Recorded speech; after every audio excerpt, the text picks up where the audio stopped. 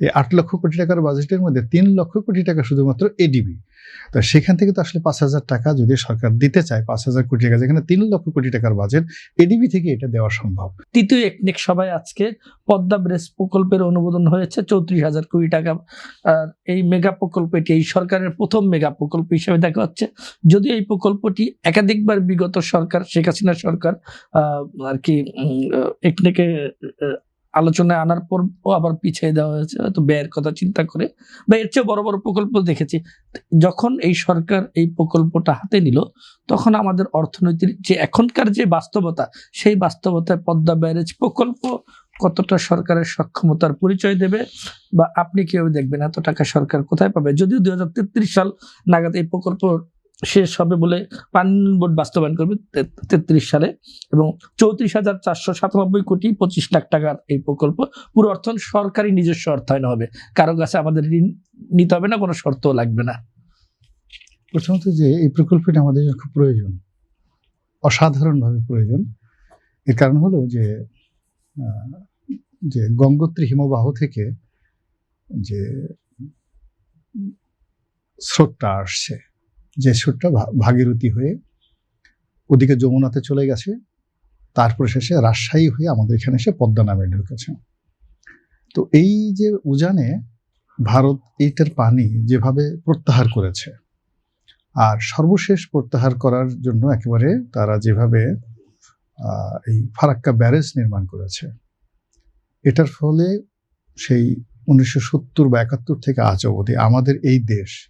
যে পরিমাণ ক্ষয়ক্ষতি হয়েছে, যেটার অর্থনৈতিক কোনো মূল্য নেই। পুরো ভৌগোলিক অবস্থান পরিবর্তন হয়ে গেছে।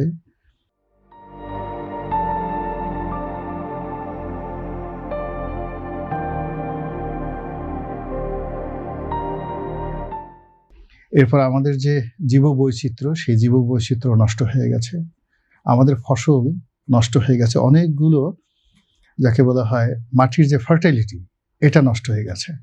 এবং যে সকল অঞ্চলে সমুদ্রের লোনা পানি আসতো না, প্রবাহ থেকে আসে লোনা পানি আসতো না, এখন সেই সমস্ত জায়গাতে সরাসরি সমুদ্রের লোনা পানি আসার কারণে মানে স্যালাইন ওরিয়েন্টেড মাটি হয়ে গেছে। তো এটা একটা দেশ, রাষ্ট্র, সমাজ মরুভূমি হওয়ার একটা যাকে বলা হয় প্রাথমিক অবস্থা। তো সেই দিক থেকে আমি মনে করি যে পদ্মা ব্যারেজ হওয়াটা আমাদের জন্য পদ্মা সেতুর মতোই গুরুত্বপূর্ণ একটা প্রকল্প। তো এটা নিয়ে আগের সরকার চেষ্টা করেছে, হয়তো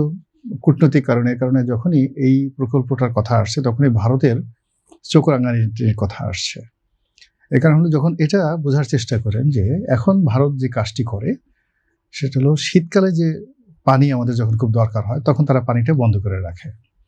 আর যখন বর্ষাকালে প্রচণ্ড পানির প্রবাহ হয়, তখন তারা সেই পানিগুলো ছেড়ে দেয়। তো সেই পানিগুলো যখন ছেড়ে দেওয়ার পরে আমাদের এই ভাটির অঞ্চলে এই পানিগুলো ধারণ করার মতো নদীর যে তলদেশ বেড, এটা নেই, যেখানে এটা চর পড়ে গেছে। তখন সেই পানি 2 কূল প্লাবিত করে প্রায় প্রতিটি বছর আমরা এই যে বন্যার অতিবৃষ্টি, বন্যার দ্বারা যে আক্রান্ত হই, এই পদ্মা ব্যারেজ অলমোস্ট অনেক ক্ষেত্রে, অন্তত পদ্মা নদী সংক্রান্ত যে যন্ত্রণাগুলো আছে, এটা বহুলাংশে কমিয়ে দেবে। 1। 2 নম্বর হলো যে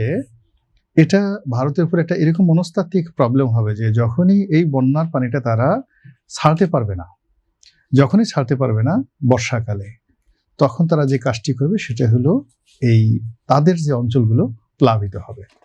এবং এই যে প্লাবিত হবে ওই সময়টাতে তারা বাংলাদেশের সাথে একটা নেগোসিয়েশন করতে কিন্তু বাধ্য হবে যে ঠিক আছে, বর্ষাকালে তোমাদের কত কিউসেক পানি আমরা নেব,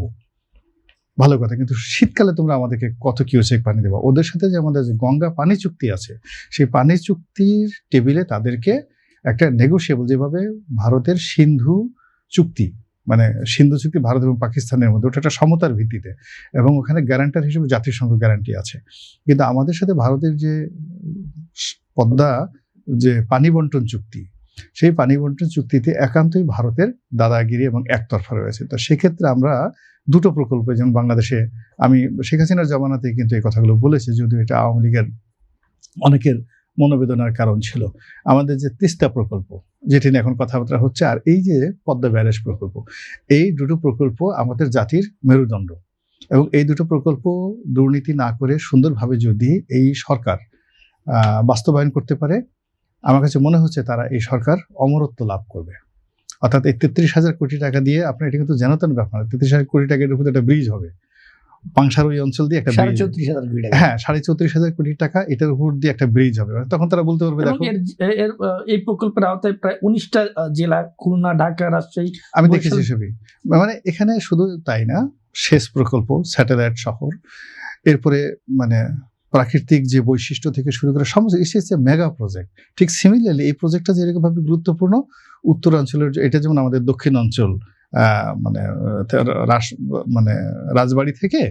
রাজবাড়ী গোয়ালন্দ পাংশা চাঁদপুর থেকে এই পুরো অঞ্চলের মধ্যে এটার একটা মানে সমুদ্র স্রোত এবং নদীর স্রোত এর মধ্যে একটা সমতা তৈরি করবে নদী ভাঙন এখানে একটা মানে যাকে বলে এটাকে অটোমেটিক কন্ট্রোল হয়ে যাবে পানি উন্নয়ন বোর্ড বছরে এখন দেখা যাচ্ছে যে এখানে আপনি বললেন যে এই টাকাটা নিজস্ব অর্থায়নে হবে তাহলে আপনার যদি 34,000 কোটি টাকা হয় 6 বছর হয় 6 অলমোস্ট 5,000 কোটি টাকা পার ইয়ার এখানে আমাদের খরচ হবে তো যেখানে 8 লক্ষ কোটি টাকার একটা বাজেট এই 8 লক্ষ কোটি টাকার বাজেটের মধ্যে 3 লক্ষ কোটি টাকা শুধুমাত্র এডিবি তো সেখান থেকে তো আসলে 5,000 টাকা যদি সরকার দিতে চায় 5,000 কোটি টাকা যেখানে 3 লক্ষ কোটি টাকার বাজেট এডিবি থেকে এটা দেওয়া সম্ভব আর পানি উন্নয়ন বোর্ডের নিজস্ব যে অর্থায়ন রয়েছে তার সঙ্গে সঙ্গে এই প্রজেক্ট যখন ভায়াবল হয়ে যাবে দেয়ার ম্যানি অনেকগুলো বিশ্বব্যাংক থেকে বড় বড় যে প্রতিষ্ঠানগুলো ওরা করে কি প্রথমে খুব করে যাকে বলে টাকা দিতে চায় না কিন্তু যখন আপনি একটা প্রকল্পকে ভায়াবল করে ফেলেন তখন তারা উল্টো বিনা সুদে টাকা দেওয়ার জন্য করতে থাকে এটা ওদের জন্য অনেক লাভজনক হয় ফলে এই সরকারের মানে জন্য এটা একটা জিহাদ তারা এখানে যদি পদ্মা সেতুতে বা রূপপুর পারমাণবিক কেন্দ্রে যে বদনামগুলো ছড়িয়ে পড়েছে সেই বদনামগুলো যদি এখানে না থাকে ইন্টারন্যাশনালি যদি এটা প্রশংসিত হয় এবং সবাই এটা তারেক রহমান সাহেবের জন্য মানে এটা যাকে বলে একটা এসিড টেস্ট বিকজ ইতিপূর্বে ধরেন তার ক্ষমতা আসার আগে টাইম ম্যাগাজিন তাকে নিয়ে যে ধরনের নেতিবাচক রিপোর্ট করেছে তাকে যেভাবে পলিটিক্যাল বয় হিসেবে উল্লেখ করেছে অন্যান্য যে বিষয়গুলো উল্লেখ করেছে তো সেটার একটা দাঁত ভাঙা জবাব দেওয়া যেতে পারে এই সেতুর মানে এই প্রকল্পের মাধ্যমে যদি উনি এবং ওনার সরকার এটাকে শতভাগ ট্রান্সপারেন্ট এবং অনেস্টলি এই কাজটা প্রকল্পটা তিনি বাস্তবায়ন করতে পারেন